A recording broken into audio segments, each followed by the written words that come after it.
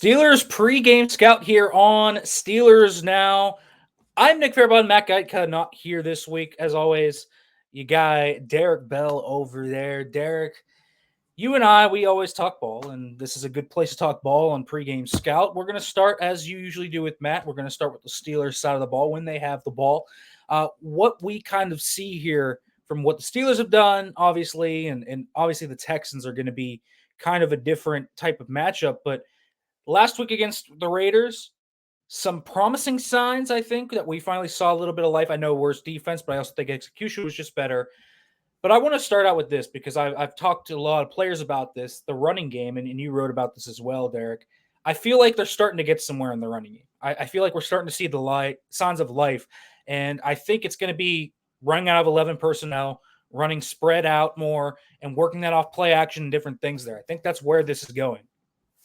I wrote an article for SteelersNow.com just about some of the run game stuff. There were some ugly reps against the Raiders, but I did think, kind of like what you said, I thought they were able to find some answers as well. They were so much better, especially against the Raiders, running out of shotgun, a lot of inside zone. Just what we've seen through 3 weeks with the Steelers run game, man. Like they're really struggling right now, outside zone, under center. Anytime they try to go with these like heavy condensed formations, anything like that, 12 personnel, it's just, they're not winning enough blocks. And like some of the best way that I can kind of categorize that is, if your run game is struggling, bringing more people to the party up front in the trenches is kind of counterintuitive because you're asking your guys to win more blocks. Whereas, like you said, spread the defense out, run out of shotgun, 11 personnel, get lighter boxes, then you don't have to win as many. And I think that, their best runs against the Raiders all came off pretty much like inside zone. They were getting those double teams, the backs were making some plays. So I'm interested to see, if that is kind of a pillar for them moving forward. I mean, they're still dead last in success rate among the NFL offenses right now. So there's still work to be done. But I was encouraged that they at least showed a little bit of life. Yeah, I thought that was pretty good for them. I think that's somewhere, I think they have an identifiable thing now. Something else that I wanted to bring up with you, Derek, is something that I think they can add to the running game because they've added it to the play action passing game. It's pulling guards. We've seen them pull guards a few times, and they have not run a pin pull run yet, a counter, a power trap, whatever you might want to be. The only kind of one they've run that you can consider a pull is crunch. They ran that in week 1. Mm-hmm. But we have not really seen, their old school counter and stuff. If you saw the sights and sounds from today that I posted earlier on Friday, you would see Sayamalo and Herbig were working on some polls, which to me signals we are going to see some gap scheme this week, which I think could actually be interesting for this offense. Yeah, I think that some of the problems with the Steelers' run game, especially like outside zone, the offensive line isn't working well in unison right now. And some of the blocks that they're asking guys to make, in particular, Mason Cole, in my opinion, are just unrealistic. He's having really a hard time reaching guys in space. They're not giving him enough help in those assignments. But, I think the Steelers have this vision that they still want to be, they were really outside zone heavy last year too. But I think that if they want to still get the ball on the perimeter, you can do some of that stuff. But instead of going, outside zone or especially outside zone from the gun, they ran that a couple times against Cleveland. I hate outside zone from the gun more than anything in this world.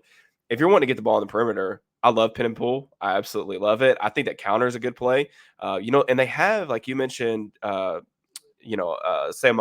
and Herbig. I know James Daniels isn't playing this week, but James Daniels is a really freaking good athlete, man. Like I'm very perplexed by the fact that you mentioned, they haven't really asked him to pull in space or do a lot of things in the run game like that. When I watched, him in Chicago, his athleticism really pops. And I think Samalo can do some of the same things, even though he's not quite the athlete. He's a little bit older. But I think just more run game diversity and trying to find answers in the run game is going to be really important for this offense to, moving forward. Yeah, and I mean, I feel like honestly, when you watch the Raiders game, now it's not you talked about the O-line being issue, I think more in the 49ers in the Browns game, but I thought they actually blocked pretty well up front against the Raiders. I thought most of the issues against the Raiders was box count related, 100%. or the tight ends. I thought Freiermuth did not have a good game blocking, but then again, they put Tillery out on the edge, and he was asked to down block on Tillery, and that's obviously not going to happen with Pat Freiermuth. Right. He's not a good enough run blocker. Even Darnell Washington, I think that's a tough ask from him. But I think that lighter boxes are going to help them. I'm not going to say that they're going to be, some elite rushing offense right away, but I think that they can be an efficient one. And I think that's something that we could look forward to. But I wanted to talk more about the passing game because I think everyone's kind of focused on the run game this week and has kind of looked at, okay, they're starting to get somewhere in the run game. But what about Kenny Pickett? Are we starting to get somewhere where Kenny Pickett is getting back to kind of what we saw at the end of last year? The Calvin Austin touchdown was obviously probably the best play of the year for him. And then we saw more, I think, throughout the game that showcased some good qualities from him. But where do you see the passing offense going with Kenny Pickett? And what do you think the next steps for Matt Canada are to take to make Kenny Pickett a more viable quarterback? Yeah, I think with the Raiders game, and the thing that stood out was, Kenny was generally accurate, I thought, throughout the game. Even some of the incompletions that he had, that late two-man kind of bender that he threw to Freiermuth, I thought that was a pretty good ball. It was a catchable ball. Freiermuth wasn't able to come down to it, but I thought just over the course of the game, he was accurate. And that wasn't really the case in the first 2 weeks. One of the things I think is really notable, too, the Raiders played a ton of man coverage against the Steelers, particularly on third down. I think they rolled out man coverage on like 75% of the third down snaps. It's going to be a little different this week, though, because the Texans, they do not play man coverage. They don't have the corners right now to even really access that part of the playbook. No Derek Stingley. They're down Tavier Thomas, who's their, star nickel defender. So they're banged up in the back end. But I think that some of the cool stuff that you saw was, the Raiders were playing almost like a bracket or a double type coverage, rolling their safeties over the top of George Pickens. And you mentioned the bomb to Calvin Austin. It was a really good job from Pickett, just understanding that, where the safety help was and taking a shot deep. And, I know Austin, obviously him in a foot race with Marcus Peters was not a close one, but I still thought that ball was impeccable. He had a little bit of pressure in his face. He hit him in stride. So I think there were some encouraging things. I think you're still seeing some of the frustrating parts of his game too. Just the pocket manipulation, bailing on clean pockets. He's been under a decent amount of pressure too, so you have to add that context in there. But, turning down some throws. But I thought generally last week was a solid performance and hopefully a step forward for what we'll see going like the rest of the year. Matt Canada said yesterday that they have more in the bank to kind of pull out. And so I'm interested to see what that bank is, whether that's the run game, the passing game. Kept things very vanilla through the air so far. Lot of moving the pocket, which I thought there was some stuff that was okay. It's just I think we've talked about this a little bit, you and I, on Twitter, just between you and I. But the weird thing about the Steelers is they run a lot of the same plays, sprint right option, Hank, shallow cross, a lot of the same stuff, stick. They run a lot of the same stuff that every NFL offense has in the playbook. The problem is there's not really anything that they expand on with that. Like the chunk plays, just there's only so many wrinkles that we see week to week. I thought they've done some decent stuff like moving the pocket around. Me and you talked about play action. They've done some different things, shotgun play action concepts, things like that. But I just feel the offense just seems so basic, and I think it does cap the ceiling a little bit for me. Yeah, I think it's realistic. I think there's a lot of caps to the offense. I think one, the scheme is not great. Matt Canada's scheme's always been a ground first scheme, so that doesn't really surprise me. But I also just don't know how much higher you can go with Kenny Pickett. Not really fully confident yet. I think he's Yeah. got to get his confidence fully back. He's better than what he looked like in the first 2 weeks. I have no doubt about that. He's not as bad as that player, but I want to see him play like he did down the stretch last year, where I think down the stretch last year, you saw him bail some clean pockets, but when he has unbridled confidence and he just goes out there and throws on the run, like he's not making that Najee Harris touchdown pass against the Ravens right now. I don't feel like Yep. he missed Calvin Austin on a very similar play. So I need Kenny Pickett to get that confidence. And part of what makes Kenny Pickett such an intriguing player is because he is just a kind of dramatic leader that gets guys around him to kind of follow him. So I need him to get that back. I think that's the biggest thing on offense right now. tangibly, yes, the offense needs to get better in terms of scheme and all that, but intangibly, I need Kenny Pickett to get that stuff back more than ever. Now, I want to shift over to the defensive side of the ball. I think this is where we're starting to see a lot of positives, of course. But one thing I am worried about, Derek, that I don't think people are talking about enough is I do feel like they're relying a little bit too much on the splash right now. And I do think that there's a little bit too many miscommunications, open guys in the secondary still. I thought Jimmy G missed a few guys even than he did. I know Devontae had a massive game. I thought Devontae could have easily, if you rewatch the film, had 200 plus. There were, I think on this, second interception, he just misses Adams on a in and just throws it up and it's picked. So I think there could have even been more. But I like what they're doing up front. I like how they're letting their guys just pin their ears back.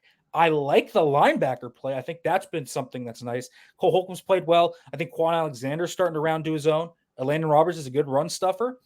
I need the secondary to play a little bit better, but I like the game plans. I think Terrell Austin and Mike Tomlin kind of know what this defense is starting to do, and I think they're starting to round it around them. Yeah, I mean, honestly, this defense, like you mentioned, just being overly reliant maybe a little bit on the splash aspect of it. I think there's definitely some validity to that. You're not going to play. Jimmy G made that second interception where he kind of just threw the ball up for grabs to Patrick Peterson.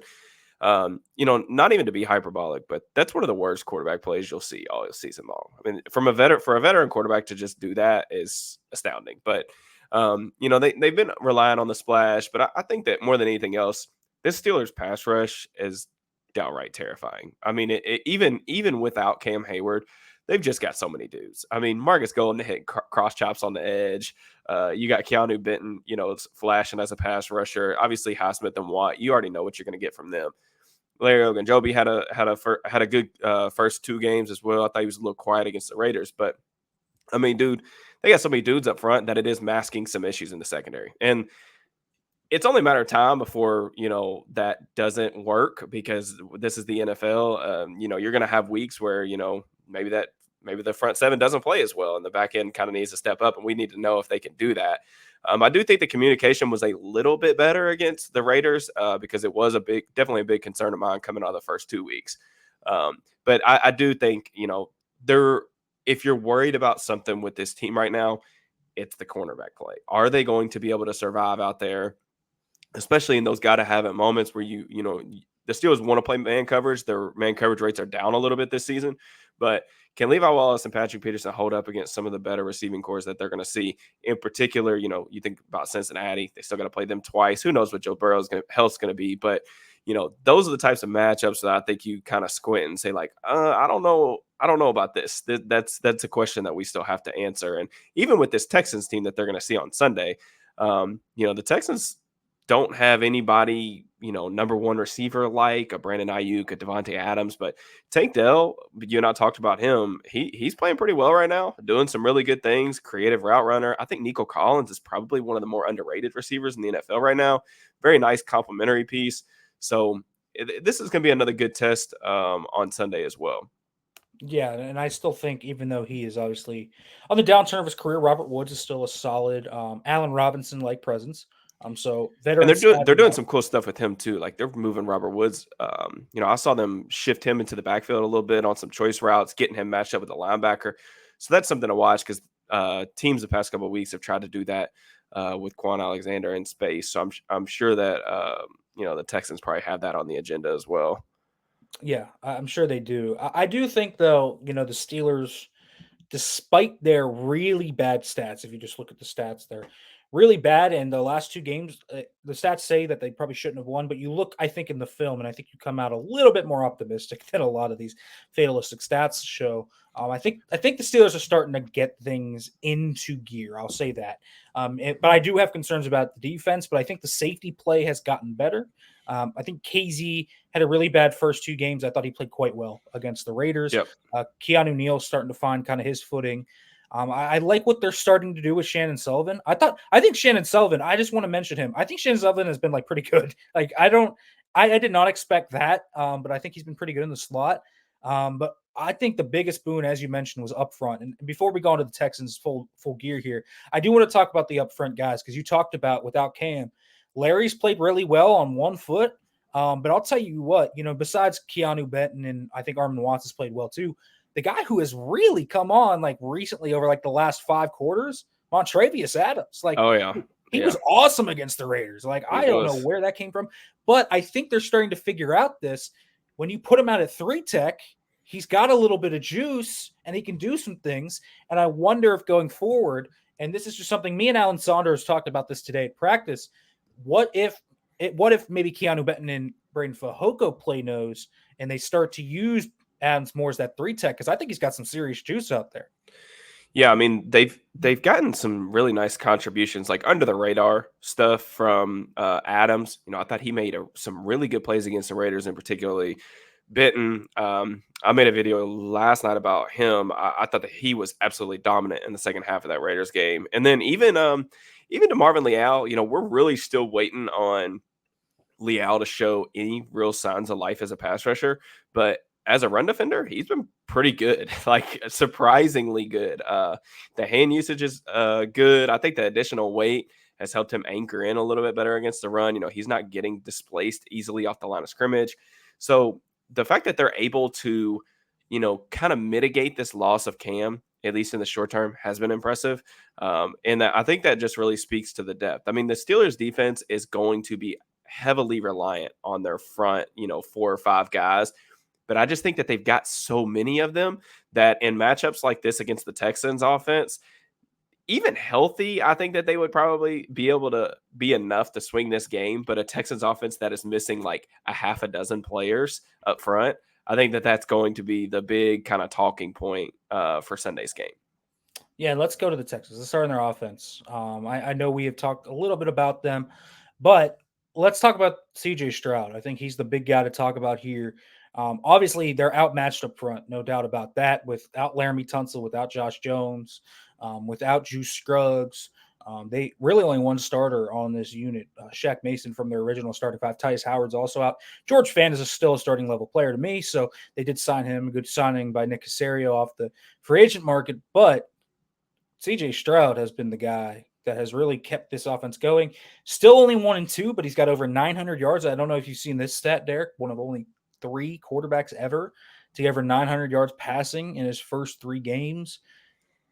Joins guys like Justin Herbert in that margin. So impressive stuff from CJ Stroud. But I've been impressed by his anticipation, his ball placement, and more importantly, yeah, he's been under a lot of pressure. But when he's been under pressure, I thought he's looked cool as a cucumber. He does not panic, does not make bad throws.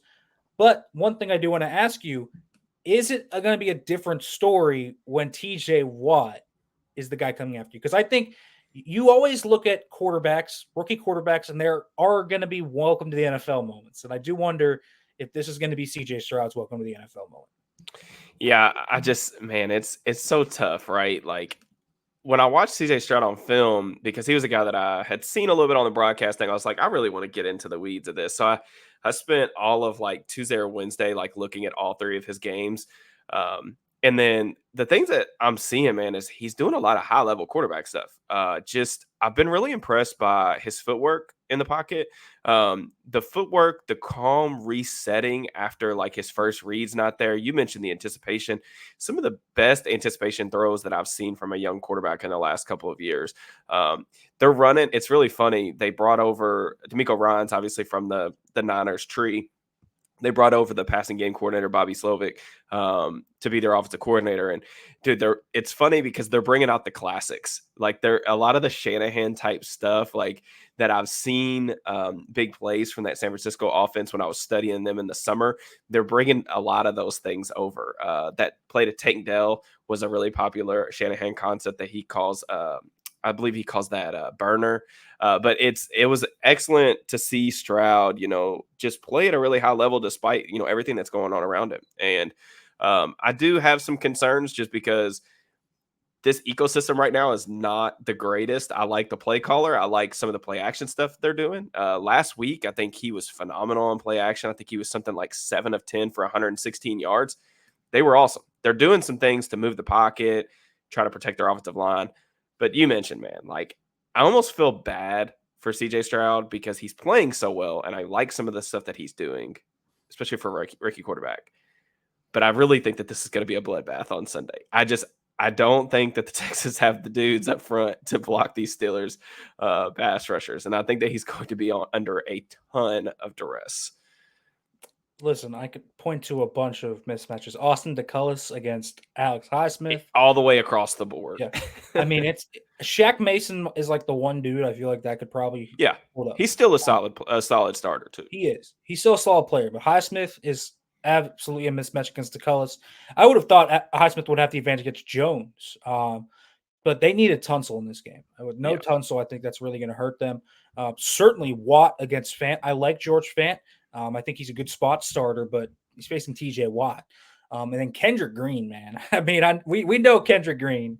He's going to be facing Larry O and Keanu Benton, and that's very slanted, in my opinion, in the Steelers' favor. And then Jarrett Patterson's a starting center. I mean, that's a rookie center. I think Patterson's actually played quite well for his draft status, but I don't think it's going to be good enough to deal with this Steelers line.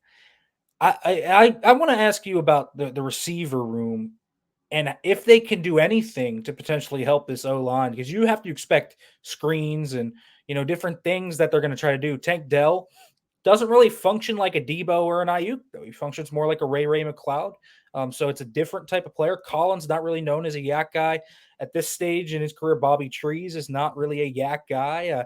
I mean, I don't know. Xavier Hutchinson, never really a yak guy to me either. Neither was John Mechie. So I don't think that they have like a yak producer. Now, maybe they do some things with Dameon Pierce. I think that's an interesting player. So I do want to talk to you about that part of this game. I know the O-line is obviously a big issue, but they do have an explosive back that is proven to be able to produce even when blocking's not there. So I think if they're going to win this game and they're going to make some things happen on offense, yes, Stroud's going to have to play well, but I have to imagine they have to lean on number 31.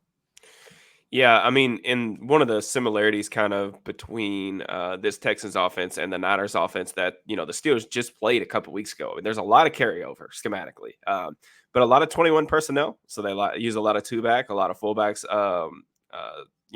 concepts and things like that. So I think the plan for Houston is probably going to be heavy play action, try to get the ball out from Stroud as soon as possible. There's probably going to be a lot of, play action drift stuff over the middle of the field. I would imagine that they're probably going to try to get some matchups with Pierce. I know he's not been featured a ton as a pass catcher. At least he wasn't last year.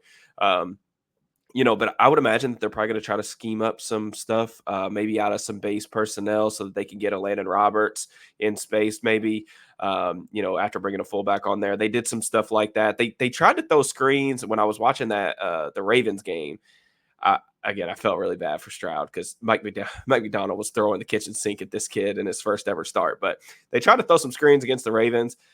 The Ravens are just so freaking fast on defense. It's really hard to do that, especially with those linebackers being so athletic. And you mentioned like they don't really I like the complementary players that they have on the outside, but they don't have that game breaker. Like they don't have the Debo, they don't have the Ayuk, they don't have the Devontae Adams. And that makes it really hard on the quarterback because those guys can create separation. I like some of the stuff that Tank Dell's done. I think that he even has some. I won't say that he's on the level of Deontay Johnson from a route running perspective just yet, but the way that he gets in and out of his breaks is kind of reminiscent of him. But, the Texans really are going to try to heavy play action, run the ball with Dameon Pierce. They haven't ran the ball extremely well, but that's a lot of that is carryover from kind of what we talked about with the offensive line and the passing game. There's so many new faces. Every week they're throwing new guys out there. So it's hard to get your double teams working in unison.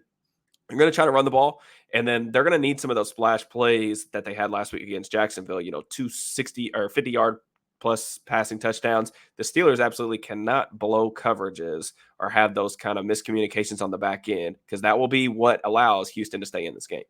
Yeah, I agree with that. I do think one other thing that I think is interesting that they do similarly to the Niners is they use Beck a lot in short yardage, and I think he acts as an interesting type of player.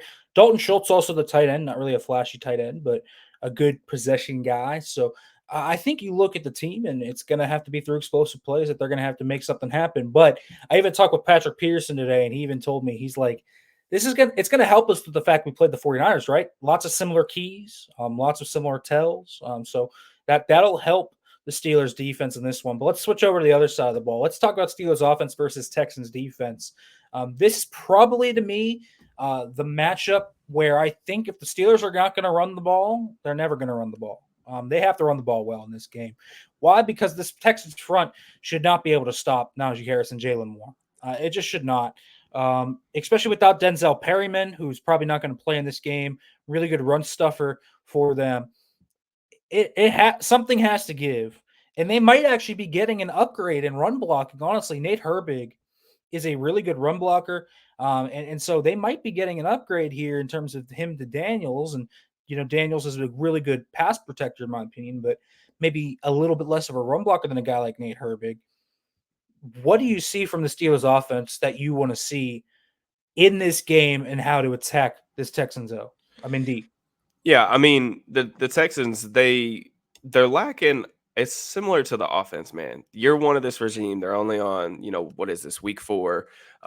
They're lacking a lot of the pieces necessary to do what D'Amico Ryans wants to do on defense. You see some of the schematic carryover, but they don't have the dudes right now, just to be completely honest with you. Like some of the guys that they're playing up front, I think they were, bringing in Will Anderson. I'll say that Will Anderson's been awesome, especially as a pass rusher, which we'll kind of get to that. But, you mentioned some of the guys they have up front playing right now. I think the linebackers are still really green.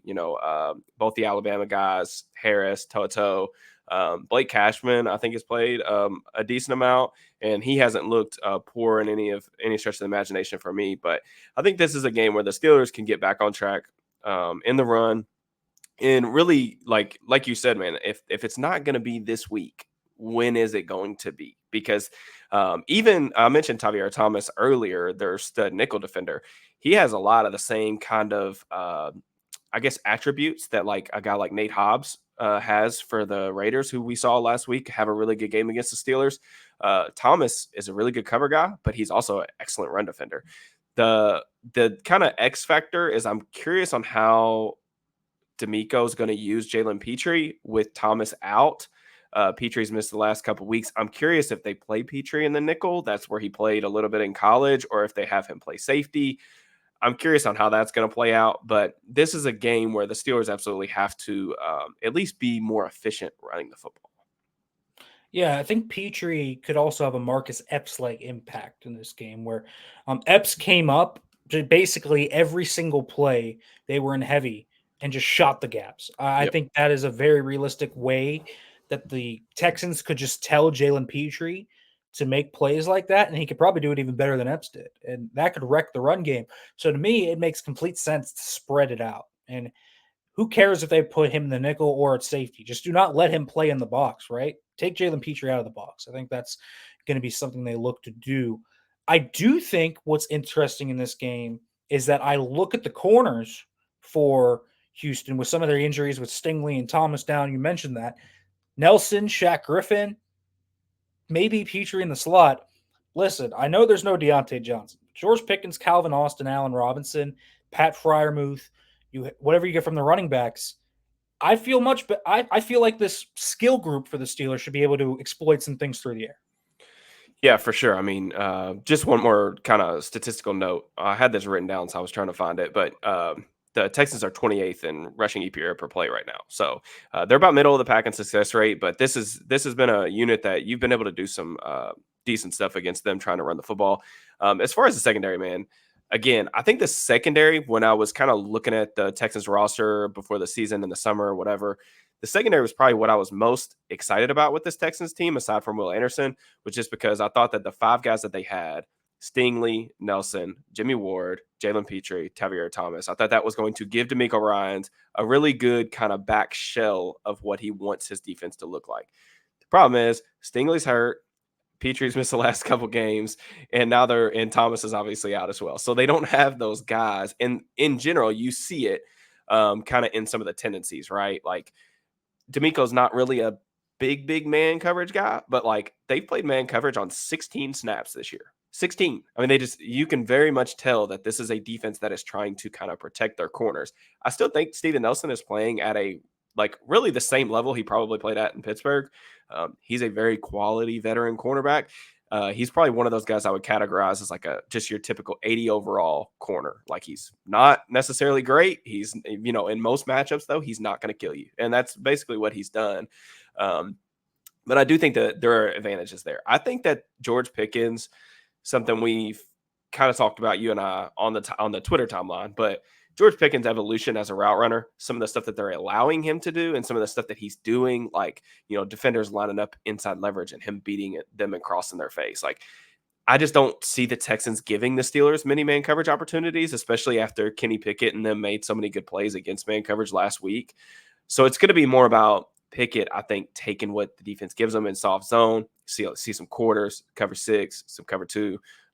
Pickett's going to have to probably methodically move the ball down the field while the Texans kind of just try to keep everything in front of them. Could be. I'll say this. I think if there is a game where you get Freiermuth, Washington involved, this is it. I'll also say one thing I really want to see this week. I want to see them use the running backs against linebackers. I think that's I don't think we get enough of Najee Harris in the passing game. Remember when he was coming out of Alabama and he was like, they don't use him at all like that. It's wild to me. He was great in his rookie year, like great, and then we just didn't see it. Jalen Warren's a great pass catching back as well. Leads the NFL in yak, and some of that's on swing passes on long third downs, but like it's clear what you can do with him, right? Do some motion, put him to the strength side, let him cook on swing passes. Do some things, but I want to see some angle routes. Like I want to see some, I don't think Toto and Harris and Cashman are a bad unit, but I trust those guys to burn them. Like if I'm looking for some explosive plays, I'm going to the backfield. I think that's where we can get some of this. So I want to see Matt Canada pull some of these kind of different routes we haven't seen out of this backfield into this game plan, because I think there's a lot on tape there already that showcases that is something that they could do. Yeah, I was a little bit surprised to see the Raiders last week challenge the Steelers receivers a lot at the line of scrimmage on third down. But I just don't think we're going to see that this week against the Texans. I think you're going to see a lot of off coverage with the DBs playing top down and trying to keep stuff in front of them. So, there's going to be opportunities to methodically move the ball down the field. That's going to happen. And it's really going to happen. Those opportunities are going to be there because aside from Will Anderson, there's not really a pass rusher that's playing at an extremely high level right now.